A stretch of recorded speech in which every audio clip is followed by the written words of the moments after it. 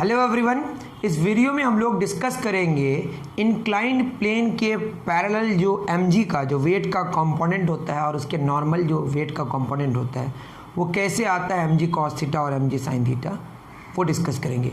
इससे पहले मैंने एक बार डिस्कस किया है तो सारी चीज़ें मैंने ठीक किया था, लास्ट में जाके मैंने गलत किया था, तो जिसकी वजह से मैंने कमेंट में पिन करके उसको डाल दिया है कि कहाँ मैंने गलती की है। तब भी इसको मैं रिपीट करके दोबारा बना दे रहा हूँ। ठीक है, देखिए हमारे पास एक मान लेते हैं, एक हमारे पास प्लेन है। कैसा प्लेन है? Inclined plane. ठीक, कैसा प्लेन है? Inclined plane. इसको और बड़ा बनाते हैं क्योंकि इसी की तो आज बात है, इसमें और कोई ज़्यादा बात करने की है नहीं।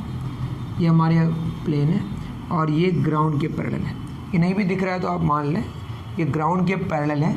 ग्राउंड के साथ ये जो इंक्लाइंड प्लेन है 3D में बात हो रही है, ये एंगल कितना बना रहा है? थीटा। बहुत बढ़िया, ये थीटा है। ये कितना डिग्री बताइए? 90 डिग्री। ये मैं बता दूं पहले, ये कितना होगा? बहुतों को ये समझ नहीं आता है। इसको मैं x लिख लेता हूँ तो क्या हो जाएगा? x plus theta plus 90 degree कितना होगा? 180 डिग्री। तो x कितना होगा? ये 90 उस पार जाएगा तो 180 माइनस 90 बचेगा, प्लस थीटा उस पार जाएगा तो माइनस थीटा। तो आप याद रखें ये थीटा, ये 90 डिग्री, तो ये कितना होगा? 90 डिग्री माइनस थीटा। तो यहाँ पे हम x ना लिख के क्या लिखेंगे? 90 डिग्री माइनस थीटा। ठीक है, अब क्या है? हमारे पास एक ऑब्जेक्ट जो कि इस इंक्लाइंड प्लेन में है। अभी मानते हैं कि प्लेन के रिस्पेक्ट में, मतलब प्लेन के साथ चिपका हुआ है। कितना मास का बॉडी है? बोलिए, m मास का। अभी मानते हैं, रेस्ट में बाद में कुछ और बताएंगे हम। आपको पता है कि जो मास m पर जो फोर्स लगेगा अर्थ के द्वारा वो वर्टिकली डाउनवर्ड्स लगेगा। बेसिकली अर्थ अपने सेंटर की तरफ अट्रैक्ट करती है किसी बॉडी को, लेकिन हमारे रिस्पेक्ट में हमें तो नीचे लगता है। तो ये नीचे की तरफ क्या लग रहा है? बोलिए, ये क्या है? mg। This is nothing but mg। mg is weight. Weight का फॉर्मूला मतलब फोर्स का फॉर्मूला मास इनटू एक्सेलरेशन। यहाँ पे एक्सेलरेशन ड्यू टू ग्रेविटी है। ठीक है, ये थीटा, ये 90 डिग्री, ये 90 डिग्री माइनस थीटा। अब इसको अगर हम अलग से समझने की कोशिश करें, देखिए ऐसा अगर हमारे पास एक फिगर है, ये कितना है? 90 डिग्री माइनस थीटा। ये दोनों अगर पैरेलल है तो ये भी कितना होगा? 90 डिग्री माइनस थीटा।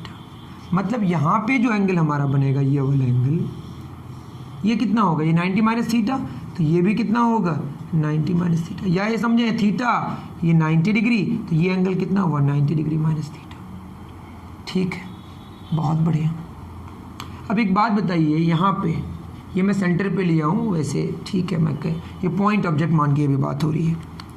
देखिए यहाँ पे क्या होगा? हमारा प्लेन के पैरेलल, प्लेन के पैरेलल ये mg है, mg का एक कंपोनेंट आएगा। अभी कंपोनेंट कैसे आता है जो नहीं जानते हो जान लो। पहले तो एंगल सब मैं बता दूं, ये 90 डिग्री माइनस थीटा है। अब देखिए यहाँ पे बात बच्चों को नहीं समझ आती, कोई बात नहीं, इसको थोड़ा मैं जूम करके दिखा रहा हूँ। ये जो जगह है इसको ज़्यादा मैं कर दिया।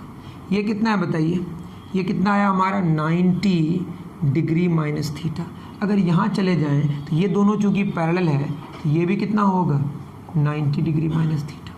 मैं अगर थोड़ा आगे आऊँ तो ये थोड़ा एंगल दिखने में बड़ा लग रहा है, बट एक्चुअली दोनों एंगल सेम है ना। मैं अगर यहाँ ऐसे आता हूँ तो ये वाला एंगल आपस में बराबर है। ये 90 डिग्री माइनस थीटा, तो ये वाला भी क्या होगा? बोलिए, 90 डिग्री माइनस थीटा। और इधर भी क्या है हमारा? 90 माइनस थीटा। ऐसा लगता है ये वाला से ये वाला क्या होगा? बड़ा होगा, बट ऐसा नहीं है। मैं फिर कह रहा हूँ, देखिए कंफ्यूज मत हो जाइए। ये 90 डिग्री माइनस थीटा, तो ये छोटा सा भी क्या होगा? 90 माइनस थीटा। ये भी क्या होगा? 90 माइनस थीटा। ये भी 90 डिग्री माइनस थीटा। ये भी 90 डिग्री माइनस थीटा। ये भी 90 डिग्री माइनस थीटा। ये भी क्या होगा? 90 डिग्री माइनस थीटा। मतलब ये और ये, इन दोनों के बीच 90 माइनस थीटा है, या इसके और इसके बीच भी क्या? 90 माइनस थीटा। समझ रहे मेरी बात? समझ आ गया होगा। इसमें आप बढ़िया से समझने की कोशिश करें, समझ आ जाएगा। तो ये जो एंगल हमारा हुआ, ये वाला एंगल, ये पूरा, ये कितना डिग्री है? 90 डिग्री माइनस थीटा। ये क्लियर हो गया? ये ना समझे 90 माइनस थीटा तो ये थोड़ा इससे आगे बढ़ जा रहा है, नहीं समझ गए होंगे आप। देखिए ये 90 डिग्री माइनस थीटा, ये 90 माइनस थीटा, समझ गया। ठीक है, अब मैंने क्या किया, यहाँ पे ये जो पैरेलल है इसका, इसके नॉर्मल में एक हमने एक कंपोनेंट लेने की कोशिश की। ठीक, मतलब ये वाला और ये वाला, इन दोनों के बीच किन दोनों के बीच बच्चों? इन दोनों के बीच, ये वाला। इस बार कोई ये एरर नहीं आएगा, यकीन मानिए। ये 90 है, ये 90 डिग्री माइनस थीटा है। ये जो बच गया इसको हम कुछ मान लें, इसको हम y मान लेते हैं। देखिए तो ये जो y plus 90 degree minus theta है, ये सब मिलके 90 होगा, चूँकि ये पूरा 90 है। ये 90 ख़त्म, तो y कितना आया? थीटा। वैसे भी बहुतों को समझ आ गया होगा 90 डिग्री माइनस थीटा है तो इसको क्या होना पड़ेगा? थीटा। तो ये थीटा हो गया। तो ये 90 डिग्री माइनस थीटा और ये क्या हो गया? हमारा थीटा। और ये हमारा mg है, ठीक है। अब इसमें क्या करेंगे? ये सारी बातें समझ आ गई हैं? चलिए बहुत अच्छा। अब मैं ये कह रहा हूँ ये mg ऐसे बना हुआ है ना, इस mg को मैं एक काम करता हूँ, है ना, इसका एक काम करता हूँ मैं यहाँ x और y एक्सिस में दिखा रहा हूँ, घुमा के, रोटेट करा के, ठीक है। ये x एक्सिस है और ये y एक्सिस है, और इसको हमने मान लिया mg। ध्यान से, mg नीचे की तरफ है, हमने पूरा सिस्टम को ही रोटेट करके mg को इधर माना। और ये इसके साथ ये जो वाला है ना, ये वाला, ये x एक्सिस मान लेते हैं इसको। ये इसके साथ कितना एंगल बना रहा है? थीटा। और y एक्सिस के साथ जो एंगल बन रहा है वो कितना बन रहा है? बोलिए, 90 डिग्री माइनस थीटा। वैसे आप जानते हैं तो mg cos थीटा से भी आप काम चला सकते हैं, लेकिन मैं पूरा डिटेल बता रहा हूँ। अब क्या होगा बताइए? अब यहाँ पे हमने क्या किया? नॉर्मल ड्रॉ किया। क्या ड्रॉ किया? नॉर्मल।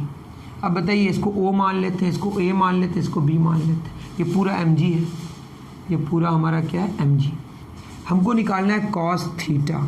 क्या निकालना है? cos theta. क्या होता है? Base by hypotenuse. तो बेस कौन है हमारा? OA। हाइपोटेन्यूज कौन है? OB। तो OA हमारा हो गया OB cos थीटा। और ये है कितना मैग्नीट्यूड का? mg cos theta. बहुत सारे बच्चे सोच रहे हैं सर ये mg यहाँ नीचे चले जाएं कि ऊपर। ये एक रफ में है, ये हम मैग्नीट्यूड कह रहे हैं। mg कम होगा तो थोड़ा छोटा कर लेंगे, mg ज़्यादा होगा तो ज़्यादा कर लेंगे। ये एक रफ फिगर है ना, पता नहीं कितना होगा, बस मैंने ले लिया। ये इसको यहाँ पे भी छोड़ सकते हैं, आपकी मर्जी है। वो ये क्या हो गया? mg cos theta. मतलब ये वाला जो हमारा आया, ये क्या आया? थीटा एंगल वाला, ये आया हमारा mg cos थीटा। यही चाहिए था। मतलब mg का एक कंपोनेंट प्लेन के, मतलब इंक्लाइंड प्लेन के जो परपेंडिकुलर वाला कंपोनेंट है वो क्या आया? mg cos theta. अब कहीं एरर है तो मुझे कमेंट करके बताएं आप, ठीक है। अब साइन थीटा निकालना है। क्या निकालना है? Sine theta. परपेंडिकुलर मतलब AB डिवाइडेड बाय हाइपोटेन्यूज कौन है? OB। तो AB क्या होगा बच्चों? ये होगा OB साइन थीटा। और OB है कितना हमारा? mg।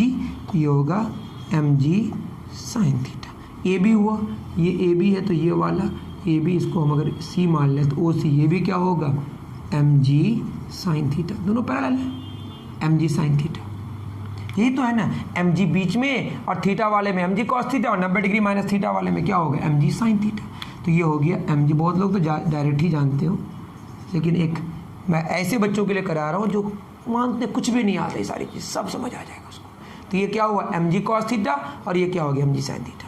mg के दो कंपोनेंट्स हो गए, mg के दो कंपोनेंट्स हो गए। इंक्लाइंड प्लेन के जो पैरेलल है वो क्या हुआ? mg साइन थीटा, और इंक्लाइंड प्लेन के परपेंडिकुलर mg cos थीटा, जहाँ पे थीटा एंगल ऑफ इंक्लाइनेशन है। अगर यहाँ थीटा लेते तो ये 90 डिग्री माइनस थीटा होता, तो ये mg साइन थीटा होता, ये mg cos थीटा होता। अब प्रोसेस पे फोकस कीजिए, साइन और कॉस पे फोकस मत कीजिए ज़्यादा, ठीक है। समझ आ गया? काफ़ी अच्छा, ठीक है। अब इसके बाद अगर आप इतना ही जानना चाह रहे थे, आपके लिए ख़त्म हो गया क्लास। इसके बाद मैं फ्रिक्शन वगैरह भी यहाँ पे समझाने की कोशिश करूँगा, ठीक है। ये सब हो गया। अब देखिए, इसको आप अलग से भी फिगर आप बना सकते हैं। अब mg cos थीटा के डायरेक्शन में, मतलब इंक्लाइंड प्लेन के पैरेलल में, क्या ये बॉडी मूव करता है? नहीं। ये अगर मूव करेगा भी तो किसके पैरेलल मूव करेगा? इंक्लाइंड प्लेन के पैरेलल मूव करेगा। इंक्लाइंड प्लेन के, मैं मान लेता हूँ ये हमारा x एक्सिस है इंक्लाइंड प्लेन के पैरेलल, और इन दोनों के बीच 90 डिग्री है, x है और ये y है। x एक्सिस में ये मूव कर सकता है, y एक्सिस में मूव करने का मतलब ये अंदर चला जाएगा तो मामला ही ख़राब हो जाएगा, प्लेन ही चला जाएगा। तो ये क्या करता है? ये सरफेस ऊपर की तरफ इस ऑब्जेक्ट पर क्या लगाता है? Normal reaction. अगर ये इक्विलिब्रियम में है, ऐसे नहीं जा रहा है, ऐसे जाएगा भी कैसे? तो ये n और mg cos थीटा को क्या होना पड़ेगा? बराबर। दैट इज n बराबर क्या होगा? mg cos theta. एन किसके बराबर होगा? एम जी कॉस थीटा के बराबर। बहुत बढ़िया। अब ये M G sine theta force पीछे लग रहा है, आई एम सॉरी इधर लग रहा है आगे बढ़ने के लिए, तो इसको रोकने के लिए कौन फोर्स लगा रहा है बताइए? एक फोर्स लग रहा है जिसका नाम क्या है जानते होंगे आप? फ्रिक्शन, जो सरफेस के पैरेलल लगता है, फ्रिक्शन। ठीक है, मतलब फ्रिक्शन और M G cos theta, I'm sorry M G sine theta अगर एक दूसरे के बराबर है, जब तक बराबर है, वैसे ये जो फ्रिक्शन है ऑटो एडजस्टिंग होता है। अगर इधर फोर्स जीरो लगेगा तो फ्रिक्शन भी कितना लगेगा? जीरो। ये एम जी साइन थीटा बढ़ते जाएगा तो फ्रिक्शन भी बढ़ते जाएगा, मतलब आगे वाला फोर्स बढ़ते जाएगा तो फ्रिक्शन भी बढ़ते जाएगा। कब तक बढ़ेगा? लिमिटिंग फ्रिक्शन तक। आप जानते होंगे, मान लो एक ऑब्जेक्ट है, इसे रखा हुआ है, हमने फोर्स इधर कुछ भी नहीं लगाया, ठीक है, मान लो हम फोर्स आगे लगा रहे हैं 0 न्यूटन, तो फ्रिक्शन भी कितना लगेगा? 0 न्यूटन। यहाँ तो एम जी साइन थीटा लगेगा, यहाँ की बात कर रहा हूँ मैं। अगर आगे लगाया 10 न्यूटन और बॉडी इसके साथ चिपका हुआ है तो पीछे भी कितना लग रहा है? 10 न्यूटन। मतलब जितना फोर्स हम लगाते हैं फ्रिक्शन उतने ही के बराबर हो जाता है। कब तक? जब तक लिमिटिंग में ना पहुँच जाए, वो अलग कहानी है फ्रिक्शन की। ठीक है, तो ये friction M G sine theta के बराबर तब तक होगा जब तक ये कहाँ तक ना पहुँच जाए? लिमिटिंग तक। समझ रहे हैं मेरी बात? अगर ये बॉडी चलने को है, बॉडी चलने 2 बार है ना, को है, मतलब अब थोड़ा सा भी एम जी साइन थीटा ज़्यादा हो जाए, मतलब अगर थीटा बढ़ा दें तो एम जी साइन थीटा भी बढ़ जाएगा, क्योंकि थीटा बढ़ेगा तो साइन थीटा भी बढ़ेगा। ठीक, तो एम जी साइन थीटा अगर ज़रा सा भी बढ़ जाए तो चलने लगेगा, तब काइनेटिक फ्रिक्शन होगा, जो कि लिमिटिंग फ्रिक्शन से मैं कह रहा हूँ। फ्रिक्शन कहाँ से शुरू हुआ? 0 से ग्रो किया, कहाँ तक गया? लिमिटिंग फ्रिक्शन तक। उसके बाद और ग्रो नहीं करेगा, कम होके क्या हो जाएगा? Kinetic friction. ये आप जान लें, अभी फ्रिक्शन की अलग कहानी है। फ्रिक्शन 0 से शुरू होता है, मतलब अगर आप अप्लाइड फोर्स, मतलब एम जी साइन थीटा का वैल्यू 0 हो जाएगा कब? जब थीटा 0 हो जाए, मतलब एंगल अगर 0 डिग्री हो जाए तो एम जी साइन थीटा 0 हो जाएगा, तो फ्रिक्शन भी 0 होगा। थीटा बढ़ाएंगे, साइन थीटा बढ़ेगा, एम जी साइन थीटा बढ़ेगा तो फ्रिक्शन भी बढ़ेगा। कब तक बढ़ेगा? लिमिटिंग फ्रिक्शन तक। उसके बाद काइनेटिक फ्रिक्शन मतलब क्या करेगा? स्लाइड करने लगेगा। तो चलने को है, चला नहीं है, चला नहीं, आप अंग्रेजी में भी लिख सकते हैं। तो फ्रिक्शन है वो कौन सा होगा? लिमिटिंग वाला। किसके बराबर हो जाएगा? M G sine theta. और जो फ्रिक्शन लिमिटिंग है इसका फॉर्मूला होता है म्यू एन, है ना। फ्रिक्शन नॉर्मल रिएक्शन का प्रोपोर्शनल होता है, एक प्रोपोर्शनलिटी कांस्टेंट आता है। फ्रिक्शन प्रोपोर्शनल होता है किसका? नॉर्मल रिएक्शन का। ये किसके लिए लेते हैं? लिमिटिंग वाले के लिए। किसके लिए? लिमिटिंग।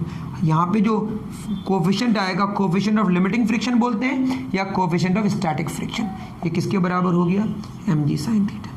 कभी भी यहाँ पे मत पुट कर दीजिए, ये तो एडजस्ट हो रहा है। साइन थीटा बढ़ रहा है, एम जी साइन थीटा बढ़ रहा है, फ्रिक्शन बढ़ रहा है। जब एम जी साइन थीटा जितना होगा उतना फ्रिक्शन होगा। यहाँ पे भी दोनों बराबर होगा, बट यहाँ पे हम म्यू एन लगा सकते हैं, क्योंकि ये फॉर्मूला किसके लिए? लिमिटिंग फ्रिक्शन के लिए। फिक्सेशन तो हम बीच में तो एडजस्ट हो रहा है ना, उसका कोई फार्मूला कैसे बन सकता है? एडजस्ट होकर जो मैक्सिमम हो गया उसका फार्मूला बना, कितना? Mu N. ठीक है, तो ये हो गया म्यू एस एन बराबर कितना? M G sine theta. कब? जब चलने को है। बहुत सारी बातें इसमें आती, इतना मैं बता नहीं रहा हूँ। ठीक, मैं बेसिक्स बता रहा हूँ जहाँ पे आप फंसते होंगे। अब बॉडी अगर चल गया, चलने लगा, किस पर? इसके ऊपर। जब चलने लगेगा तो अब फ्रिक्शन कौन सा होगा? बोलिए। ये होगा काइनेटिक फ्रिक्शन। और काइनेटिक फ्रिक्शन लिमिटिंग फ्रिक्शन से थोड़ा सा कम हो जाता है, उसमें कोफिशिएंट ऑफ काइनेटिक फ्रिक्शन आता है। काइनेटिक फ्रिक्शन वेलोसिटी पे डिपेंड नहीं करता, ये भी जान लीजिए। अब क्या होगा? अगर ये चलने लगा तो दोबारा फिगर बना लीजिए। अब ये मान लेते हैं ए एक्सेलरेशन से चल रहा है, तो एम जी साइन थीटा आगे लग रहा है, बताइए। बहुत बढ़िया। पीछे कौन इसको काट रहा है? फ्रिक्शन। यहाँ तो दोनों बराबर है, घट के 0 हो जाएगा। M G sine theta minus friction, है ना। कौन सा फ्रिक्शन बोलिए? यहाँ फ्रिक्शन होगा कौन सा वाला? काइनेटिक वाला। ठीक, ये किसके बराबर हो जाएगा बताइए?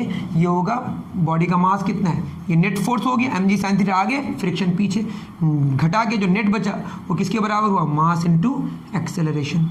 ये हो गया। इसको लिखेंगे M G sine theta, friction क्या होता है? म्यू, अब एस नहीं, म्यू के एन बराबर एम है, जहाँ पे एन का वैल्यू आप पुट कर सकते हैं, एम जी कॉस थीटा। समझ रहे हैं। लेकिन मैं एक सिचुएशन बताने की कोशिश कर रहा था। ये सारी कहानी होती है किसमें, M G sine theta M G cos theta. Basically ये टॉपिक होना चाहिए components of weight along the plane of inclined plane and perpendicular to the plane of inclined plane। जो भी आप समझ रहे हैं मेरी बात, मतलब इंक्लाइंड प्लेन के परपेंडिकुलर और इंक्लाइंड प्लेन के पैरेलल वाला mg का कंपोनेंट, ये था टॉपिक। मैं आशा करता हूँ कि आपको समझ आया होगा इस बार। मिलते हैं फिर नेक्स्ट वीडियो में। आपको इसी तरह की अगर कंटेंट चाहिए, कोई कहीं फंस रहे हैं तो मुझे आप कमेंट करके बता सकते हैं, मैं उस टॉपिक पे भी वीडियो बनाने की कोशिश करूँगा। मिलते हैं फिर नेक्स्ट वीडियो में। Thank you very much.